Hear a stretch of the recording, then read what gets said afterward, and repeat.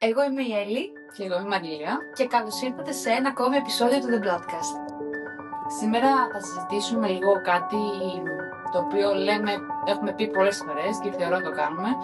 Θα σπάσουμε τα ταμπού και όλους τους μύθους που υπάρχουν για την περίοδο. Ναι, όλα αυτά τα χαζά τα οποία ακούμε κατά καιρούς από διάφορο κόσμο πάνω σε αυτό τον πλανήτη, ήρθε η ώρα να τα απομυθοποιήσουμε σχετικά με την περίοδο. Καλά, τι να κάνουν και αυτά, δηλαδή, μα αυτό ξέρεις, αυτό κάνεις, αυτό λες. Τόσο έχουν μάθει. Τόσα ξέρεις, τόσα λες. Ναι. Αυτό είναι. Να υπενθυμίσουμε για ακόμα μια φορά ότι όποια επιστημονική πληροφορία συζητήσουμε και πούμε σε αυτό το podcast θα τη βρείτε στις περιγραφές των επεισοδίων μας, γιατί πάντα, επειδή δεν είμαστε ειδικοί, συμβουλευόμαστε επιστημονικά και ιατρικά άρθρα και νομίζω μπορούμε να ξεκινήσουμε. Ακριβώς. Να ξεκινήσουμε με το πιο shocking. Ναι, Το οποίο νομίζω όλοι το ξέρουμε. είναι και το πιο κλασικό Ναι. επίσης. Είναι νομίζω η αιτία για όλα αυτά που έχουμε πει και για όλα αυτά που θα πούμε και σε αυτό το επεισόδιο και γενικότερα. Η έμεινος ρίση λοιπόν είναι βρώμικη και ακάθαρτη. Ιού. Γιατί το πιστεύουμε, είχαμε ψάξει πάρα πολύ με την Έλλη και τότε είχαμε κάνει κάτι επεισόδια στη Λούκμα, αν θυμάμαι καλά. Και είχαμε βρει ότι από την αρχαιότητα κιόλας, αν θυμάμαι καλά, υπήρχε αυτό το. Από η πρώτη καταγραφή περίοδου έχει γίνει στην Αίγυπτο πριν πάρα πολλά χρόνια, αλλά σε πάρα πολλές κουλτούρες ανά τον πλανήτη μέχρι και σήμερα η περίοδος είτε θρησκευτικά είτε κοινωνικά είτε για άλλους λόγους θεωρείται τοξική, βρώμικη και άλλα πολλά πράγματα τα οποία δεν είναι όμορφα να υποθούν αυτή τη στιγμή. Και ακόμα εσύ, γιατί ας πούμε σε χώρες της Αφρικής, σε πόλεις της Αφρικής και χώρες της Αφρικής, υπάρχει η απομόνωση. Υπάρχει απομόνωση, ναι. Και στην Ασία, σε κάποιες περιοχές. Και στην Ασία. Ναι. Ότι όταν δηλαδή ένα κορίτσι έχει περίοδο, πόσο μάλλον αν είναι κάτω το 18, πρέπει να πάει, έχουμε ακούσει μια ιστορία, δεν θυμάμαι τώρα ακριβώς το όνομα του χωριού, την είχαν κλείσει σε καλύβα, υπάρχουν καλύβες περίοδου, αυτό έτσι ακριβώς, το οποίο πάνε και αφήνουν τα κορίτσια ή τα στέλνουν εκεί πέρα όταν έχουν περίοδο. Είτε πρέπει να αγγίξουν το φαγητό τους, το νερό τους, τον κόσμο γενικότερα, την οικογένειά τους. Και νομίζω σε κάποια χωριά στην Κίνα αυτό έχει απαγορευτεί δια νόμου, αλλά ακόμα υπάρχει σαν παράνομη τακτική. Ναι, πού να σπάσεις τώρα ταμπού και τέτοιες καταστάσεις αιώνων απόψεις. Πολύ δύσκολο. Γενικά να πούμε όμως ότι φυσικά και η περίοδος δεν είναι ούτε βρώμικη ούτε ακάθαρτη, γιατί ουσιαστικά η έμεινος ρίση είναι μια φυσική διαδικασία όπου αποβάλλεται το ενδομήτριο και δεν είναι ούτε βρώμικη ούτε ακάθαρτη, όπως ξαναείπα. Είναι απλό αίμα και ιστός. Τίποτα παραπάνω από αυτό. Επίσης υπάρχει ιατρική απόδειξη που λέει ότι ο οργανισμός της γυναίκας έχει μηχανισμούς καθαρισμού που λειτουργούν αυτόματα. Όπως έχουμε πει και πολλές φορές ότι ο κόλπος, για παράδειγμα, είναι ένα αυτοκαθαριζόμενο όργανο και γι' αυτό πρέπει να προσέχουμε πολύ την υγιεινή της περιοχής. Να μην πλενόμαστε εσωτερικά. Δεν υπάρχει λόγος, δεν υπάρχει κάτι να καθαρίσετε εσωτερικά, εξωτερικά μου. Πάντως εγώ να πω το pet peeve μου πάνω στην όλη κατάσταση. Νευριάζω πάρα πολύ όταν ακούω άτομα με περίοδο να λένε ότι θεωρούν βρώμικη την περίοδο, γιατί π.χ. τους μυρίζει, γιατί π.χ. είναι σκούρο το αίμα. Γιατί, δηλαδή, τα έχουμε κάνει όλα, έτσι, τα έχουμε μπλέξει στο μυαλό μας και θεωρούμε ότι ό,τι επίπτωση μπορεί να έχει στην αισθητική, στην καθαριότητα η περίοδος, οφείλεται την ίδια την περίοδο, που αυτό είναι λάθος. Που και η οσμή πρέπει να υπάρχει, είναι φυσιολογική μια οσμή. Συν το ότι όταν μου φοράς μια σερβιέτα πλαστική 15 ώρες, εννοείται ότι θα μυρίσει. Συγγνώμη για το graphic content, αλλά έτσι είναι. Μα δεν μυρίζει μόνο το αίμα, εντάξει, μυρίζει και το υλικό. Το υλικό. Τα οσμάτα αυτά, τα πλαστικά, όλα μυρίζουν με τις ώρες. Αλλά ναι, το περισσότερο στίγμα έρχεται από άτομα με περίοδο. Ναι. Το μεγαλύτερο. Το είπα και ηρέμησα, τώρα νιώθω καλύτερα. Πάντως βλέπω άτομα τα οποία δεν θέλουν να δουν αίμα, να δουν σερβιέτα, να δουν κόκκινο χρώμα, ούτε καν αίμα. Από τη μία το καταλαβαίνω, γιατί κάποιους όντως τους κάνει trigger, τους ενοχλεί, okay. Αλλά αυτή η υπερβολή, το να μην μπορούμε να δείξουμε ούτε χρωματιστό νερό. Ναι. Αυτό είναι ακραίο. Κοίτα, είναι πολύ σεβαστό κάποιο να μην θέλει να δει ρεαλιστικό αίμα. Εννοείται αυτό. Σε καμία περίπτωση, όχι μόνο στην Μα δεν ταινία. δείχνουμε ρεαλιστικό αίμα. Έτσι. Κάποιοι δεν αντέχουν να βλέπουν καν, ας πούμε, στις ταινίες τα αίματα. Εγώ δεν μπορώ να μου παίρνουν αίμα, να ζαλίζομαι. Είναι λογικό. Αλλά τα παιδιά είναι στα περισσότερα διαφημιστικά που δεν δείχνουν καν αίμα, δείχνουν αυτό το μπλε υγρό. Στη Λούκουμα, ας πούμε, είναι νερό με χρώμα. Δεν είναι. Γιατί αυτό πρέπει να προκαλεί φόβο. Δεν είναι απλά να δείξουμε ότι ξέρεις το ρεαλισμό της υπόθεσης. Δεν είναι κάτι παραπάνω από αυτό. Ναι. Ένα ακόμη ταμπού, επίσης αγαπημένο δικό μου, είναι το ότι οι γυναίκες δεν πρέπει να κάνουν μπάνιο κατά τη διάρκεια της περίοδου. Και στη θάλασσα και στην μπανιέρα. Ναι. Γενικά, μην ακουμπήσει νερό πάνω στις 7 μέρες. Καλύτερα να βρωμάτε από το να κάνετε μπάνιο ενώ έχετε περίοδο. Μπορείς κάθε μέρα, όλη μέρα άμα θες. Καλά, όλη μέρα δεν κάνει. Καλά, λέω λόγο. Αλλά κάντε μπάνιο. Δεν υπάρχει κανένα απολύτως πρόβλημα. Αυτό που προτείνουν γενικά είναι να μην κάνετε πολύ κρύο νερό, γιατί μπορεί να χειροτερεύσετε τους πόνους περίοδου. Αυτό δεν υπάρχει κάπου που να λέει απαγορεύεται το μπάνιο.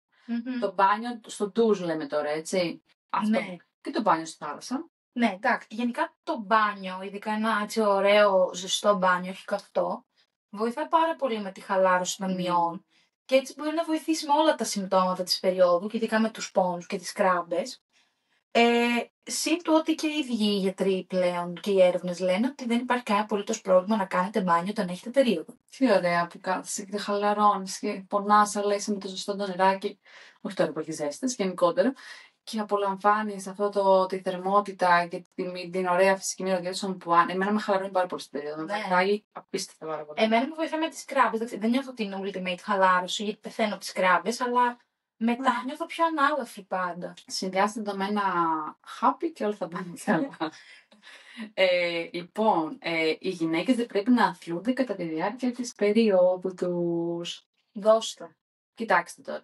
Να αθληθούμε πολύ έντονα. Ούτε καν εγώ που πονάω, η Έλλη που πονάει, μία που δεν πονάει, κάνεις ό,τι θες. Αλλά το απαγορεύεται να αθλείσαι, είναι 100% λάθος. Ο οργανισμός παράγει ενδορφίνες κατά τη διάρκεια της γυμναστικής που μας κάνει γενικότερα να νιώθουμε καλύτερα. Ναι. Και ισχύει και για τους πόνους. Δεν θες να κάνεις έντονη γυμναστική, εγώ δεν μπορώ, την κόβω, δεν σταματάω. Αλλά μία γιόγκα, μία ήπια πιλάτες, ένα stretching. ό,τι αντέχει ο καθένας γενικότερα να κάνετε. Ναι, ακόμα και περπάτημα δηλαδή, αν είναι εφικτό, να βγείτε να περπατήσετε κάπου έξω στη φύση και λοιπά, λίγο έτσι χαλαρές και χαλαρή και χαλαρά, είναι πάρα πολύ ευεργετικό για την περίοδο, σε αντίθεση με αυτό που υπάρχει σαν πεποίθηση. Γενικότερα μας βοηθάει. Δεν το κάνει χειρότερο. Αλλά και πάλι ήπια γυμναστική, ανάλογα με τον πόνο. Αυτό, πολύ σημαντικό. Ένα τρομερά μεγάλο ταμπού, το οποίο το έχουμε χιλιοπεί, αλλά θα το ξαναπούμε. Οι γυναίκες δεν πρέπει να έχουν σεξουαλική επαφή κατά τη διάρκεια της περίοδου. Ναι, πάλι εγώ κάνω το συνήγορο του διαβόλου εδώ πέρα. Ναι, μπορεί να ιδιάζεις. Ναι, μπορεί ο σύντροφός σου να μην θέλει, και αυτό είναι κατανοητό. Έτσι, και οι άλλοι μπορεί να ενοχλούνται. Ο καθένας ό,τι του αρέσει. Αλλά πουθενά δεν λέει απαγορεύεται. Ναι. Fun fact, έχουμε ένα βίντεο με τέλεια tips για σεξ με περίοδο στη Λούκουμα. Μπορείτε να μπείτε να το τσεκάρετε σε περίπτωση που μπορεί να θέλετε να δοκιμάσετε, γιατί όχι. Πάντως να πούμε ότι γενικότερα και οι ίδιοι γιατροί λένε ότι η σεξουαλική επαφή κατά τη διάρκεια της περίοδου είναι ασφαλής και ότι δεν είναι επιβλαβής και μπορεί κιόλας να βοηθήσει με την μείωση των μηνωροικών πόνων. Ο οργασμός βοηθάει στη μείωση των πόνων περίοδου. Λόγω των ορμονών που εκλείονται εκείνη τη στιγμή του οργασμού, είναι πολύ βοηθητικές όλες αυτές οι ορμόνες για την κατάσταση με τις κράμπες. Συν το ότι έχει και τις άλλες ευεργετικές ιδιότητες του σεξ, παιδί μου. Δεν λέμε κάντε το, δεν λέμε όλοι πάντα δοκιμάστε το, αλλά άμα νιώθετε άνετα, συζητήστε το με τον σύντροφό σας, με τη σύντροφό σας, δείτε τι αρέσει τον καθένα. Γενικότερα προτείνουμε και στο βίντεο στη Λούκουμα. Λέμε ότι καλό να συζητηθεί για να μην νιώσει κανένα άβολα. Και να πάρετε και το OK ο ένας από τον άλλον, μην πιέσετε κανένας, αυτό. Και αν θέλετε δοκιμάστε, δηλαδή μπορεί να βοηθήσει πάρα πολύ εν τέλει. Γενικά, συνένεση, όπως κάνουμε με όλα τα και προφύλαξη. Και προφύλαξη. Δηλαδή, ακόμα και στην περίοδο, τα σεξουαλικώς μεταδιδόμενα νοσήματα φυσικά και Μεταδίδονται, και φυσικά μεταδίδονται. Ακριβώς. Οπότε απαραίτητο το προφυλακτικό στο σεξ με περίοδο. Στο σεξ και στο σεξ με περίοδο. Και στο σεξ με περίοδο, ναι. Πολύ σημαντικό. Αυτό. Ένα άλλο και εγώ που έχω ακούσει και το έχω ακούσει και για το ταμπόν, γιατί με ρωτάνε, εμένα συνήθως ρωτάνε στη λουκούμα για το κύπελο περίοδου, ότι πρέπει να έχεις έρθει σε σεξουαλική επαφή για να το φορέσεις. Ας πούμε για να μην σπάσει ο ημένας ή κάτι τέτοιο. Ναι. Κάτι το οποίο δεν ισχύει. Γενικότερα προσεκτικοί πρέπει να είμαστε με οτιδήποτε εισέρχεται στον κόλπο, οπότε σίγουρα πρέπει να το προσέξουμε, σίγουρα να βρούμε το κατάλληλο προϊόν, να συζητήσουμε οδηγίες, μην μπει πολύ μέσα, ας πούμε, το ταμπόνι, το κύπελο περίοδου, γιατί μπορεί να πονέσεις. Δεν είναι απαραίτητο το επειδή δεν έχεις έρθει σε σεξουαλική επαφή, είναι και ο πόνος. Ναι, και είναι όσο προσεκτικά πρέπει να μπαίνει, τόσο προσεκτικά πρέπει και να βγαίνει. Φυσικά, γενικά. ναι, πολύ σημαντικό. Όχι μόνο για την καθαριότητα, ας πούμε, αλλά επίσης ο τρόπος που θα βγει το ταμπόν ή το κύπελο περίοδου μπορεί, κυρίως το ταμπόν βασικά, είτε να σε τραυματίσει είτε να προκαλέσει κάποια ενόχληση. Το κύπελο περίοδου δύσκολα νομίζω και λόγω του υλικού του. Συναντήστε το και με έναν γυναικολόγο άμα φοβάστε τόσο πολύ, γιατί πραγματικά δεν ισχύει ότι πρέπει να έχεις κάνει σεξ. Εμένα μου το έλεγε η μαμά μιας μαθητριάς μου συνέχεια. Αλλά μιλάμε συνέχεια. Θυμάμαι τώρα να είμαστε κάπου στο γυμνάσιο και να μου λέει μονίμως βάζεις ταμπόν, γιατί τα ταμπόν είναι για τα μεγάλα κορίτσια, δεν είναι για τα μικρά κορίτσια. Και ποιος το λέει αυτό στο γυμνάσιο τώρα? ναι, μου το έλεγε η μητέρα μιας μαθητριάς μου. Δεν την είχα πολύ σε κοντινό μου στενό κύκλο, αλλά ξέρεις, ήταν από αυτά τα άτομα τα οποία πρέπει να σου δώσουν μια συμβουλή οπωσδήποτε, γιατί πάντα ξέρουν καλύτερα. Ναι. Ή αυτό ξέρουν έτσι.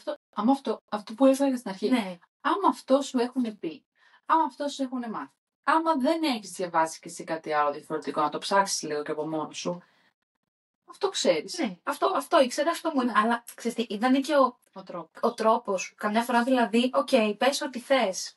Άμα θέλω θα το αγνοήσω. Ο τρόπος που το λες, κάτε με, είναι πολύ σημαντικός, ειδικά σε νεαρές ηλικίες, γιατί είναι πολύ διαφορετικό να πας σε μια κοπέλα τώρα η οποία είναι στο γυμνάσιο και να της πεις ότι ξέρεις κάτι. Έχεις αυτές τις επιλογές προϊόντα περίοδου και εγώ σου προτείνω 1-2. Από το να πεις αυτό δεν κάνει, δεν είναι πρέπον, δεν είναι ηθικό, δηλαδή είναι ο τρόπος επικοινωνίας, είναι πολύ σημαντικός, θεωρώ. Γιατί νομίζω και τα μικρότερες ηλικίες τρομάζουν και πολύ εύκολα. Αυτό, δηλαδή γιατί να προκαλέσεις άγχος, φόβο, στρες για κάτι το οποίο είναι εντελώς διαχειρίσιμο. Ναι. Δεν είναι κάτι που μπορεί να ξεφύγει, ας πούμε, κάπως. Και πάμε στο επόμενο. Η έμεινος ρίση είναι πάντα επώδυνη. Δεν ισχύει. Εγώ αυτό δεν ήξερα ότι είναι ταμπού ή μύθος, μέχρι το διάβασα. Έπαιρνα το διάβασα, δηλαδή δεν ήξερα ότι υπάρχει αυτό το... έχεις περίοδο που πονάς πάντα, τέλος είναι αυτό και δεν γίνεται να έχεις περίοδο και να πονάς. Ναι, μα θα σου πω το άλλο. Έχουμε πει ότι το 80% περίπου των ατόμων υποφέρει από δυσμηνόρια, αλλά υπάρχει και ένα 20% που μάλλον δεν έχει. Καθόλου.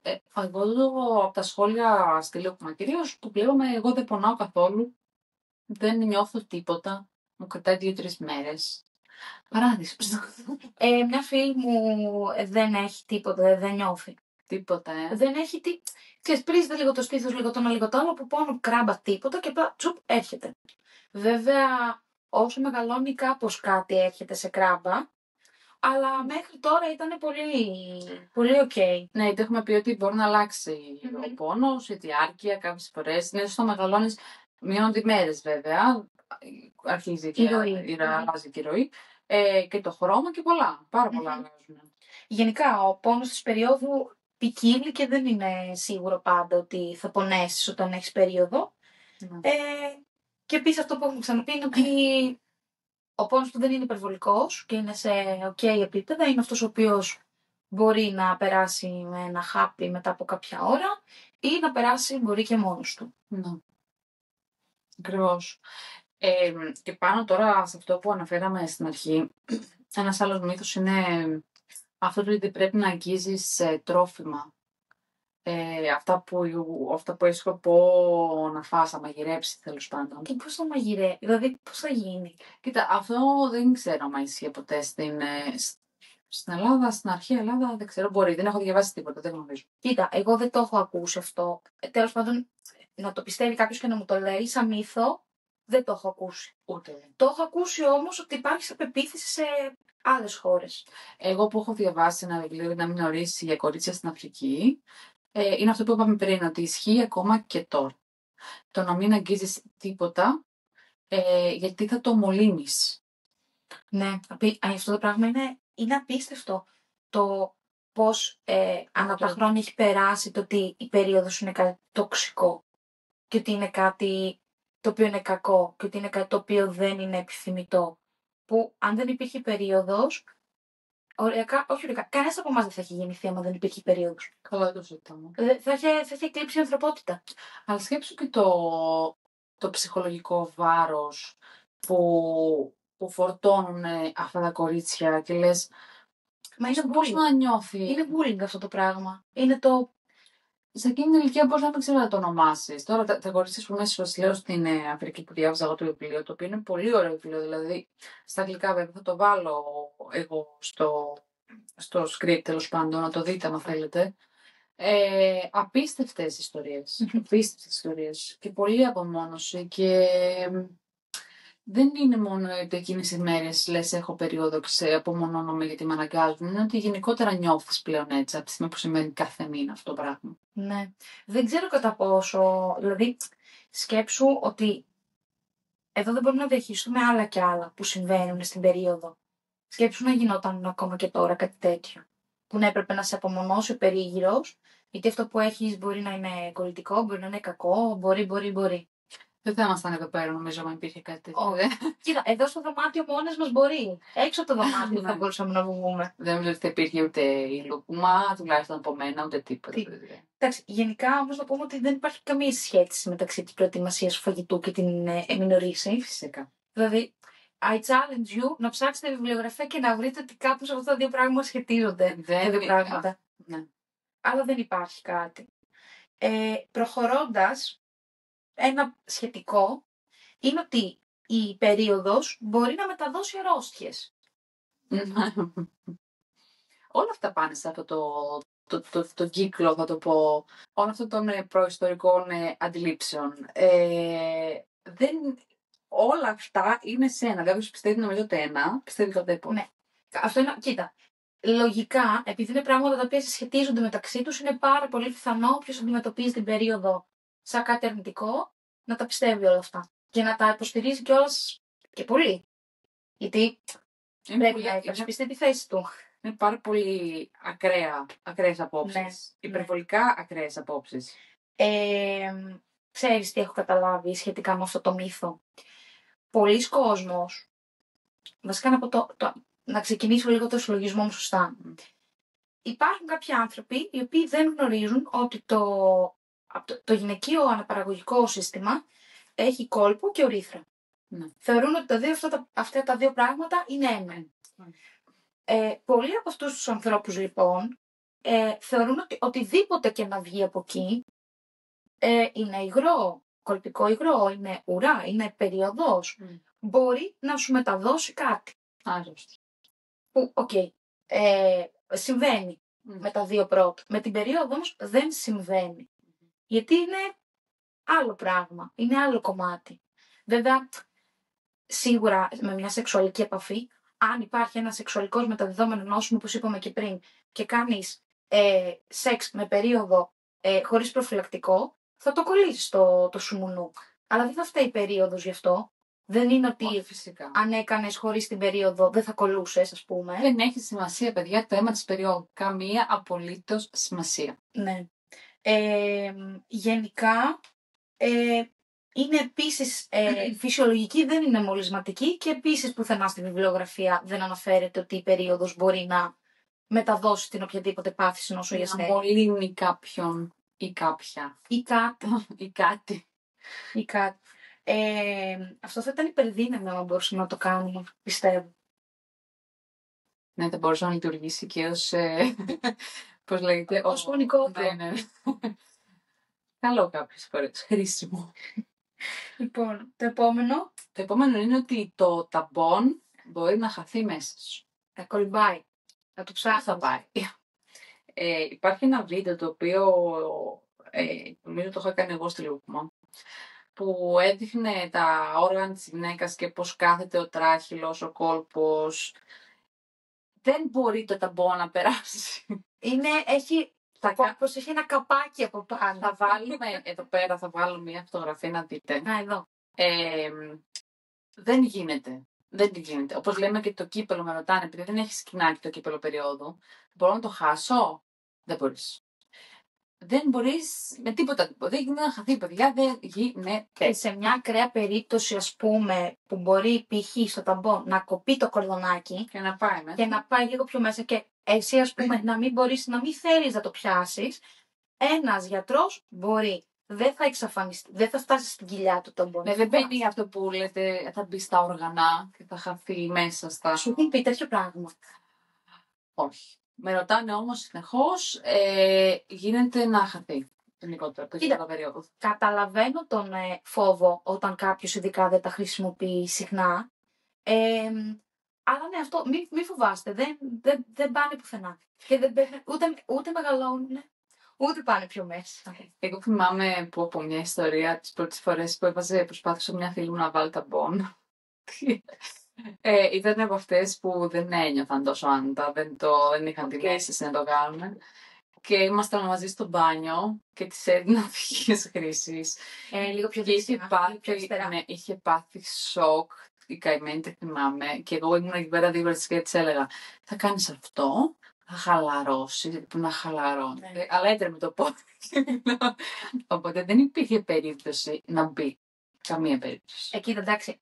Ούτε να μπει, ούτε με αν το βάλεις δεν το βγάζεις. Εγώ πολλά χρόνια μετά από περίοδο, τώρα δηλαδή, μετά από πόσα χρόνια, ακόμα δεν μπορώ με άνεση να βάλω το ταμπόν. Δεν μπορώ, ρε. Ναι, είναι πολλές συνέσεις, δεν είναι. Δεν έχω καθόλου καλή σχέση. Δηλαδή, όσες φορές έχω αναγκαστεί να το χρησιμοποιήσω, κυρίως σε πολύ ειδικές περιστάσεις και κυρίως επειδή πρέπει να δείχνει καλό το outfit και δεν μπορώ να βάλω κάτι που να διαγράφει, θέλω την ίδια στιγμή να το πάρω και το πετάξω. Δεν μπορώ καθόλου. Εγώ το αντίθετο.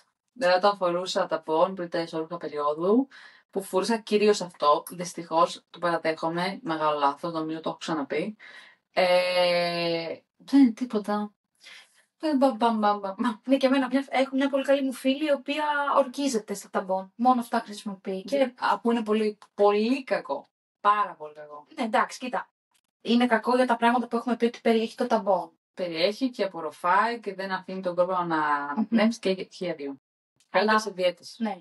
Αλλά ωστόσο, όπως έχουμε πει πάντα, αν σας βολεύει, σας βολεύει. Δεν μπορούμε να παρέμβουμε σε αυτό. Τουλάχιστον να το αλλάζετε πολύ, πολύ, πολύ συχνά. Ναι. Και το τελευταίο είναι ότι η αιμορραγία της περίοδου μπορεί να σταματήσει απότομα αν βρεθείς στο νερό. Που είπαμε στην αρχή. Μπορείτε αρχικά να πάμε, ξεκινήσουμε από το α. Μπορείτε να κάνετε μπάνιο με περίοδο. Ο μόνος λόγος να μην το προτείνουμε είναι, εντάξει, κάποιοι μπορεί να έχουν θέμα ενόχληση, να ιδιάζουν, να μην θέλουν, να μην νιώθουν άνετα κτλ. Εκτός από αυτά, το πολύ κρύο νερό, αυτό που λέμε και για τον ντουζ. Δεν χρειάζεται, αλλά είναι πολύ κρύο, μπορεί οι πόνοι να χειροτερεύσουν. Ναι, δεν βοηθάει με τα συμπτώματα της περίοδου. Αυτό είναι το κακό. Αλλά δεν θα μπει το νερό μέσα, δεν θα βγει το αίμα έξω και θα έρθουν καρχαρίες, το οποίο το πούμε και αυτό μετά, extra tip. Παιδιά, τέλος πάντων, δεν ισχύουν όλα αυτά και μπορείτε με άνεση να κολυμπήσετε αν το θέλετε. Όταν θα μπουνε, θα σταματήσει εκείνη την ώρα. Για λίγο, ναι. Λόγω της πίεσης που έχει το νερό. Ακριβώς. Που προκαλεί στην περιοχή και τα λοιπά. Ναι, σε φράζει. Δεν βγαίνει η περίοδος. Πού να πάει, δεν θα πάει πουθενά. Ναι. Με το που βγείτε βέβαια, μετά μπορεί να ξαναξεκινήσει. Θα ξαναξεκινήσει κανονικά. Ελάχιστες περιπτώσεις που κόπει. Εμένα δεν μου τύχει ποτέ και έκανα πάντα μπάνιο. Εμένα αυτό που μου έχει τύχει είναι το καλοκαίρι να έχω λίγο ασταθείς περιόδους. Και είχα πάθει και μια τύπου λιγομηνόρια πριν κάποια καλοκαίρια που ουσιαστικά ήταν σαν να μην είχα περίοδο. Είχα απλά καφέ υγρά πολλά για κάποιες μέρες, τις μέρες της περίοδου μου, αντί για ροή κανονική. Και επειδή και εγώ ίδια πίστευα ότι είναι τα πολλά μπάνια που έκανα, και ότι έχω πάει υπερβολικά πολύ για μπάνιο, γι' αυτό δεν μου ήρθε περίοδος, κρύωσε η κοιλά μου και δεν ξέρω εγώ τι. Πήγα στον γυναικολόγο και με διαβεβαίωσε ότι αυτό δεν ισχύει. Σίγουρα λόγω της αλλαγής της καθημερινότητας και κάποιων άλλων πραγμάτων δημιουργήθηκε έτσι μια κατάσταση περίεργη και φτάσαμε σε αυτό το σημείο. Και μου είπε κιόλας η γυναίκα, ίσα-ίσα πήγαινε για μπάνιο γιατί χαλαρώνεις, περνάς καλά και θα σε βοηθήσει ψυχολογικά με την περίοδο και με την κατάσταση. Τι τα βγάλουμε, ρε παιδιά, τα μαγεία περίοδου, για να μην τα βγάλουμε. Δηλαδή. Θα σας λέγαμε ψέματα. Δεν θέλουμε να βγάλετε χωρίς αίμα μέσα. Δεν θέλουμε γενικότερα, τουλάχιστον το λέω σαν άνθρωπος που έκανε τη look μου. Δεν θα έφερνα ποτέ προϊόν που κάνει κακό στην υγεία της γυναίκας. Γιατί είμαι γυναίκα. Ξεκινήσω από εκεί. Το θες, δεν το φορέσεις, καλώς. Δεν το θες, το φορέσεις, θες κάτι άλλο, καλώς. Αλλά αυτό που σας λέμε και σας ξαναλέμε, μπορείτε να κάνετε μπάνιο. Θέλετε να βάλετε καμπόν, θέλετε να βάλετε μαγείο περίοδου, θέλετε να βάλετε κύπελο περίοδου. Φορέστε ό,τι σας ευχαριστεί. Αλλά μην σας κρατάει αυτό, αχ, θα μπω για μπάνιο, θα κοπεί, θα αλλάξει ο κύκλος, θα κάνει, θα ράνει, θα τρομοκρατηθώ. Εγώ θα κάνω τώρα ένα shameless product placement εδώ και θα πω ότι το μαγιό περίοδου της Λούκουμα, το ολόσωμο, δεν το φοράω μόνο για μαγιό το καλοκαίρι, το φοράω και για κορμάκι και βγαίνω έξω, να ξέρετε. Εσύ το φοράς για κορμάκι? Το φοράω και για κορμάκι, ναι, και βγαίνω έξω. Το έχω βάλει με παντελόνες, το έχω βάλει από κάτω από πουκάμισα. Τι σχέστηκα να το κάνω αυτό? Αυτό που κάνω εγώ είναι επειδή μπορεί να έχω θέμα με τη σκορπική κρίση, ειδικά στην ορεξία, και να νιώθω άσχημα μετά τα μαγεία, τα οποία πολλές φορές δεν είναι καλά και υπάρχουν κολπικά υγρά και δεν νιώθω την κατάσταση. Μπορεί να φαίνεται κιόλας και να αγχώνομαι. Φοράω μαγείο περίοδου. Γιατί απορροφάει και αυτό και δεν φαίνεται και πάντα. Επίσης, να πω κάτι πάρα πολύ σημαντικό σχετικά με τα μαγιό. Τα μαγιό της Λούκουμα είναι πιστοποιημένα. Ωραία. Και τα εσώρουχα. Και επειδή πολλοί κόσμος δηλώνει ότι τα προϊόντα είναι πιστοποιημένα, έχουμε ξαναπεί και σε άλλα επεισόδια, παρακαλώ πολύ κοιτάξτε τις πιστοποιήσεις που διαθέτουν. Και ψάξτε το, γιατί νερό, καλοκαίρι, άμμος, μολύνσεις, περίοδος, πρέπει να είμαστε, και ζέστη, αυτό που το πάτε, πρέπει να είμαστε πάρα πολύ προσεκτικά με το τι φοράμε στην παραλία. Και αυτό δεν έχει να κάνει μόνο με το μαγιό περίοδο του Λούκουμα, έχει να κάνει γενικά με ό,τι μαγιό μπορεί να φοράτε, έτσι. Γιατί... εγώ νομίζω, καλά, η πιστοποίηση είναι σίγουρα σημαντικό, αλλά αυτό που ξαναλέω εγώ είναι το υλικό. Το υλικό. Δηλαδή, όταν λέμε βαμβακερά, εννοούμε βαμβακερά. Επιλέξτε βαμβακερά. Ό,τι θέλετε, ελέγξτε να είναι βαμβακερά, ελέγξτε καλό να είναι πιστοποιημένα ή οργανικό βαμβάκι, πολύ καλό και αυτό. Γίνεις μπαμπού. Ναι, αυτό μπαμπού πάρα πολύ καλό, εξίσου καλό. Και αντιβακτηριδιακό επίσης. Αυτά τα προϊόντα. Ειδικότερα. Και να πούμε και το τελευταίο tip, ότι αν κολυμπήσετε με περίοδο, θα σας μυρίσουν καρχαρίες. Δεν ισχύει, παιδιά, αυτό. Αλλά δεν θα το πω γιατί μπορείτε να μπείτε στη Λούκουμα και να δείτε το βίντεο που είχαμε κάνει πέρσι. Αχ, ναι, δεν θυμόμουν αυτό τι είχαμε κάνει για το βίντεο. Το είχαμε πει. Στην Ελλάδα δεν έχουν καρχαρίες γενικά, μην ανησυχείς, αλλά πες ότι κάποιος πάει στην Αμερική για μπάνι, πάει κάπου στην Καραϊβική, δεν ξέρω, δεν θα τον φάει κανένας. Μόνο τα ψαράκια θα σας τσιμπήσουν το πόδι, γι' αυτό. Απολύμψη το λέτε αυτό. Φύσπα. Ναι. Φύσπα. Γενικότερα, άμα έχετε κι άλλα ταμπού ή μύθους που δεν αναφέρουμε σε αυτό το επεισόδιο, γράψτε τα. Γιατί θέλω πάρα πολύ να δω τι ισχύει και τι δεν ισχύει. Γιατί θα βρούμε εμείς τα ιατρικά άρθρα και θα αποδείξουμε ότι κανένα από αυτά δεν ισχύει. Ναι. Κανένα. Και επίσης, εγώ λέω κάποια στιγμή να κάνουμε και ένα επεισόδιο για το τι καλό ή κακό πιστεύουν σε διάφορες χώρες του κόσμου για την περίοδο. Πολύ ωραίο αυτό. Που το είχαμε κάνει και αυτό στη Λούκουμα βίντεο και είχαμε αναφέρει κάποια, αλλά είναι τόσα πολλά. Ναι. Και υπάρχουν και κάποια τόσο όμορφα πράγματα που κάνουν τον κόσμο όταν σου έρχεται περίοδος, που πιστεύω αξίζει να αναφερθούν. Τι που ήρθε και έθιμα για την περίοδο. Ναι, ας πούμε στη Γερμανία ξέρω ότι πρέπει κάποιος από το στενό σου οικογενειακό περιβάλλον να σου αγοράσει κάτι κόκκινο. Πολύ. Και μας έχει σχολιάσει και μια κοπέλα από κάτω ότι αυτό όντως ισχύει και το κάνουν ακόμα και σήμερα κάποιες οικογένειες. Και εμείς θα ήθελα να δημιουργήσουμε ένα έθιμο, το οποίο δεν ξέρω αν υπάρχει, νομίζω όχι. Μπορεί σε κάποιες περιοχές να έχουν. Δεν το ξέρω. Ψάξουμε. Εμείς πάντως δεν κάνουμε κάτι από εκεί από τα μέρη μου. Ούτε εδώ στη Θεσσαλονίκη που το έχω ακούσει. Όχι. Οκ. Ευχαριστούμε πολύ που ήσασταν μαζί μας ακόμη μια φορά. Και τα λέμε στο επόμενο επεισόδιο. Ciao!